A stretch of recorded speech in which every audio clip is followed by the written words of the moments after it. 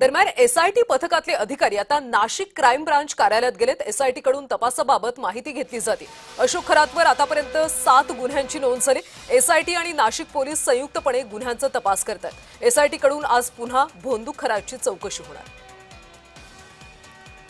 सविस्तर माहिती देत आहेत आमचे नाशिकचे प्रतिनिधी किरण गोटूर। किरण, आता आपण पाहतोय की अशोक खरातवर 7 गुन्हे दाखल झालेत। एसआयटी अधिकारी आणि नाशिक क्राईम ब्रांचचा सध्या संयुक्तपणे कसा तपास सुरू आहे? कल्याणी, गेल्या काही दिवसांपासून आपल्याला माहिती आहे की या संपूर्ण प्रकरणाची जी व्याप्ती आहे ती अधिक वाढताना आपल्याला बघायला मिळतो। अशोक खरातवरती 7 गुन्हे आतापर्यंत दाखल झालेले आहेत। काल अशोक खरातला न्यायालयामध्ये हजर केला असता माननीय न्यायालयाने अशोक खरातला 5 दिवसांची कोठडी दिलेली आहे। या सगळ्या निर्णयानंतर आज एसआयटी आणि नाशिक क्राईम ब्रांच हे संयुक्तरित्या या सगळ्या प्रकरणाची अधिक तपास करताना आपल्याला बघायला मिळतोय।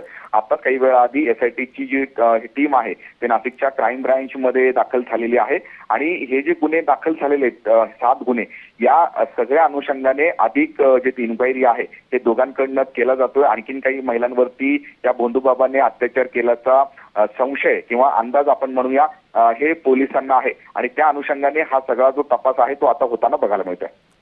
किरण, धन्यवाद या माहितीसाठी। तर एसआयटी कडून आता माहिती घेतली जाते आणि त्या अनुषंगाने तपास होतोय। अशोक खरातवर आतापर्यंत एकूण 7 गुन्ह्यांची नोंद झाली।